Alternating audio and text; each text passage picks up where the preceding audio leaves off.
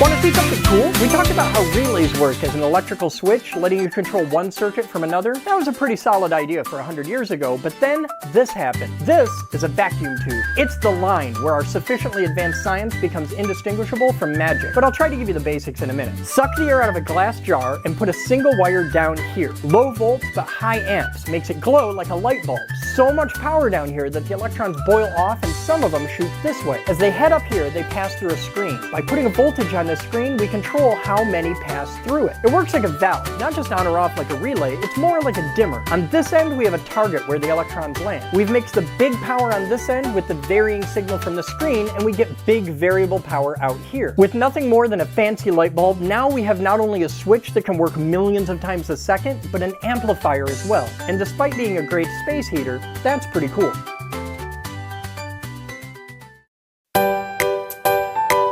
This is a transistor. It's an electronic component which acts like a switch.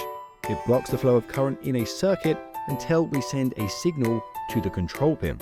The signal can come from a manual switch, another circuit, a sensor, a solar panel, anything we like. We just need to provide enough voltage and current to activate the transistor. So I want you to imagine water flowing through a pipe. Then we block the flow with a disc. The disc is attached to a swing gate in another smaller pipe. The further the swing gate opens, the more the water can flow. The swing gate is very heavy though, so a small amount of water won't open the swing gate. But at a certain point, enough water is pushing against the gate, and so it opens. That's what the transistor is doing. When we provide enough voltage and current to the control pin, it allows electricity to flow in the main circuit. But if we provide too much, it can burst into flames.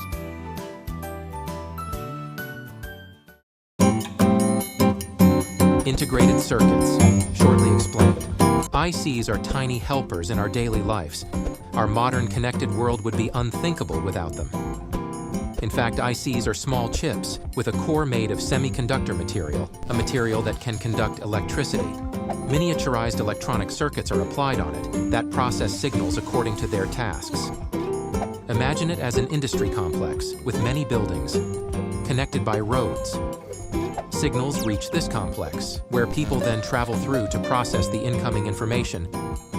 ICs are extremely flexible in their range of functions, from timing golden toasts to even helping us exploring space. To learn more about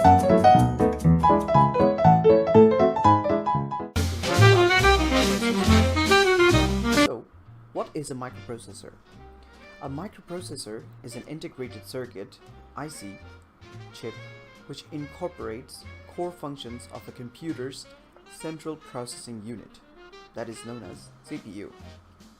It is a programmable multipurpose silicon chip, clock-driven, register-based, accepts binary data as input, and provides output after processing it as per the instructions stored in the memory. So, basically, what is a microprocessor in simple terms? So microprocessor is basically, in the name, let's say, micro means small and processor, something that processes. So what does it process? It processes information. It processes data and gives out meaningful information. So in the diagram here, as you can see, we have input devices.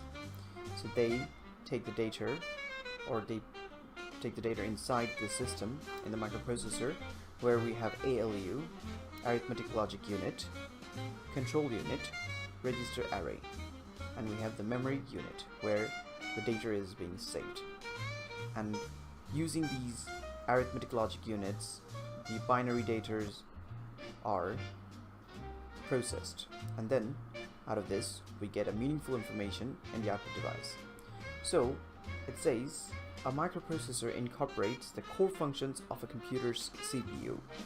Okay, it is programmable, it is made with silicon, it is clock driven because we have to know how long a calculation should be done for, and it accepts binary data as we mentioned, and it provides output as per the instructions stored in the memory. So basically whatever the instruction you give, it will perform the calculation accordingly and give you the output. Okay, So guys, this is what a microprocessor is. You probably have seen written i7, Intel Core i7, Core i3 in your laptop or computer, right? So those are microprocessors.